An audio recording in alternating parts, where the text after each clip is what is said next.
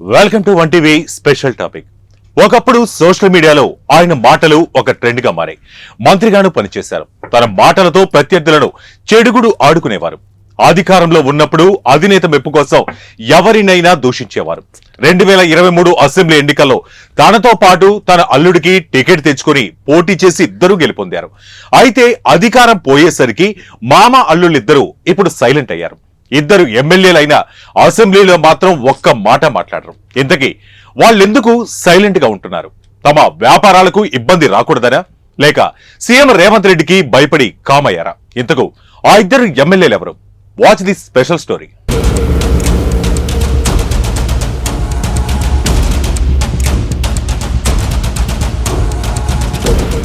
తెలంగాణ రాజకీయ రంగంలో ఆయన పేరు తెలియని వారు ఉండరు. బీఆర్ఎస్ అధికారంలో ఉన్నప్పుడు మాజీ మంత్రి, ప్రస్తుత మేడ్చల్ ఎమ్మెల్యే మల్లారెడ్డి హవా అంతా ఇంతా కాదు. మల్లారెడ్డి ఏం మాట్లాడినా సంచలనంగా మారేది. కానీ కాలం ఇప్పుడు ఒకేలా ఉండదు. ఇప్పుడు సీన్ రివర్స్ అయింది. అసెంబ్లీ ఎన్నికల్లో బీఆర్ఎస్ పార్టీ అధికారం కోల్పోయింది. మల్లారెడ్డి ఎమ్మెల్యే అయ్యారు. కానీ ఇంతకు ముందున్న జోష్ మల్లారెడ్డిలో కనిపించడం లేదు. తన పని ఏదో తాను చక్కబెట్టుకునే పనిలో ఆయన ఉన్నట్లు తెలుస్తోంది. మల్లారెడ్డి మంత్రిగా ఉన్నప్పుడు సీఎం రేవంత్ రెడ్డిపై హాట్ కామెంట్ చేశారు. ఇప్పుడు రేవంత్ రెడ్డి సీఎం కావడంతో కామ్ అయ్యారు. ప్రతిపక్షంలో ఉన్నప్పుడు రేవంత్ రెడ్డి సైతము మల్లారెడ్డిపై విరుచుకుపడేవారు. మల్లారెడ్డి అక్రమంగా భూములు ఆక్రమించుకున్నారని రేవంత్ రెడ్డి ఆరోపణలు చేశారు. ఈ నేపథ్యంలో రేవంత్ రెడ్డి సీఎం అయ్యాక మల్లారెడ్డి విద్యాసంస్థల భవనాలు చెరువు బఫర్ జోన్లో ఉన్నాయని తేల్చింది. అవి అక్రమ కట్టడాలంటూ ప్రభుత్వం ఉక్కుపాదం మోపింది. హైడ్రా అధికారులు ఆ కట్టడాలను కూల్చివేశారు. దీంతో మల్లారెడ్డి తన కుమారుడితో కలిసి కర్ణాటక డిప్యూటీ సీఎం డీకే శివకుమార్ను కలిశారు. ఇక ఆ సమయంలో మల్లారెడ్డి పార్టీ మారతారనే ప్రచారం కూడా జరిగింది. బీజేపీ లేదా కాంగ్రెస్ పార్టీలో మల్లారెడ్డి చేరవచ్చనే టాక్ నడిచింది.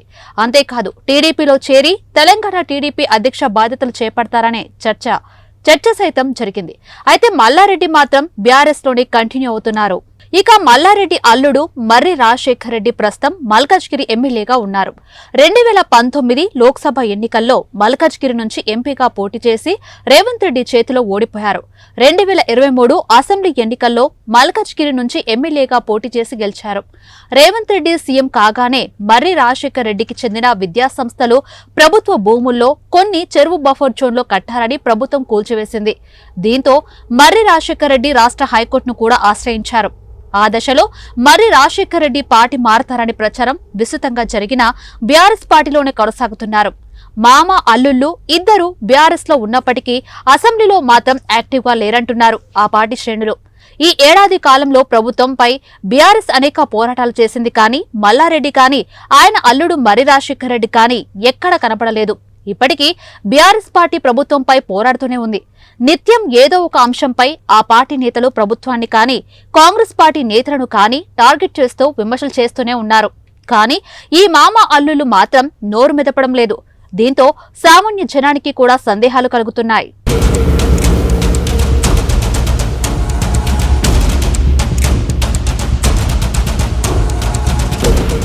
మల్లారెడ్డి రాజకీయ అరంగేట్రం టీడీపీతో ప్రారంభమైంది.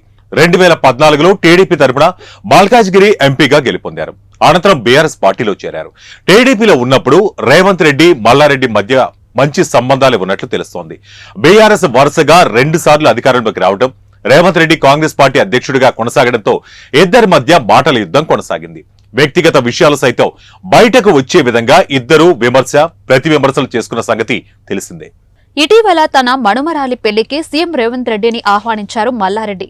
మల్లారెడ్డి అల్లుడు మర్రి రాజశేఖర్ రెడ్డి సీఎం రేవంత్ రెడ్డిని కలిసి మరీ పెళ్లికి ఆహ్వానం అందించారు. సీఎం రేవంత్ రెడ్డి సైతం పెళ్లికి హాజరయ్యారు. పెళ్లిలో మల్లారెడ్డి కుటుంబ సభ్యులతో ఫోటోలు కూడా దిగారు. ఆ తర్వాత మల్లారెడ్డి, మర్రి రాజశేఖర్ రెడ్డి ఇద్దరూ సీఎం రేవంత్ రెడ్డిపై కానీ ప్రభుత్వంపై కానీ పొలిటికల్ గా ఎలాంటి కామెంట్ చేయడం లేదు.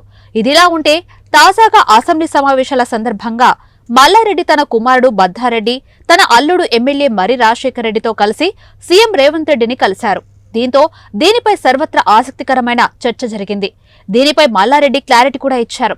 తమ ఇంజనీరింగ్ కాలేజీలో సీట్ల పెంపు కోసం మాత్రమే సీఎం రేవంత్ రెడ్డిని కలిసినట్లు చెప్పుకొచ్చారు. తమకున్న విద్యా సంస్థలు దేశంలోనే నెంబర్ 1 అంటూ గర్వంగా చెప్పుకుంటుంటారు మల్లారెడ్డి. అధికారంలో ఉన్నప్పుడు మంత్రి పదవి దక్కించుకుని దర్జాగా ఓ వెలుగు వెలిగారు. అధికారంలో ఉన్న నాళ్లు ఆయన విద్యా సంస్థల వైపు ఏ అధికారి కన్నెత్తి చూడలేదు. ఇప్పుడు కాంగ్రెస్ సర్కార్ అధికారంలో ఉండటంతో మల్లారెడ్డి విద్యా సంస్థలపై ప్రభుత్వం దృష్టి పెట్టింది. దీంతో ఆయన సైలెంట్ అయ్యారని రాజకీయ విశ్లేషకులు అంటున్నారు. మల్లారెడ్డితో పాటు ఆయన అల్లుడు మర్రి రాజశేఖర రెడ్డి కూడా సైలెంట్ అయ్యారు. అంతేకాదు బీఆర్ఎస్ చేపట్టిన ఏ కార్యక్రమంలో కూడా పాల్గొనడం లేదు. అంతేకాదు బీజేపీని సైతం విమర్శించడం లేదు. తాజాగా బీఆర్ఎస్ అధినేత కేసీఆర్ దొంగ నోటు ముద్రించారని కేంద్ర మంత్రి బండి సంజయ్ సంచలన ఆరోపణలు చేశారు. దీనిపై బీఆర్ఎస్ శ్రేణులు బండి సంజయ్ కు గట్టిగానే కౌంటర్ ఇస్తుంటే మల్లారెడ్డి కానీ మర్రి రాజశేఖర రెడ్డి కానీ ఒక్క మాట కూడా మాట్లాడడం లేదు. ఓవైపు అసెంబ్లీలో కొత్తగా ఎన్నికైన బీఆర్ఎస్ ఎమ్మెల్యేలు సీనియర్లు అధికార పక్షంపై విరుచుకుపడుతుంటే మామ అల్లుళ్లు మాత్రం మాకెందుకులే అన్నట్లుగా వివరిస్తున్నారన్న టాక్ సొంత పార్టీలోనే వినబడుతోంది.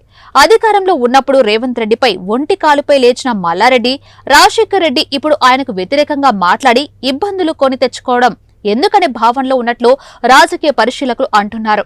వాళ్లకు వ్యాపారాలే ముఖ్యమని, ఎవరు అధికారంలో ఉన్నా వాళ్లతోనే అంటకాగుతారని రాజకీయ విశ్లేషకులు అభిప్రాయపడుతున్నారు.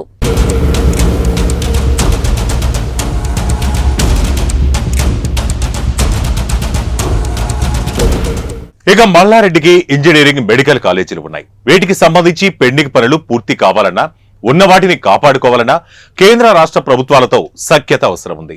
మరోవైపు ప్రభుత్వ భూములు, చెరువులు, కుంటలు ఆక్రమించుకొని నిర్మాణాలు చేపట్టారనే ఆరోపణలు ఉన్నాయి.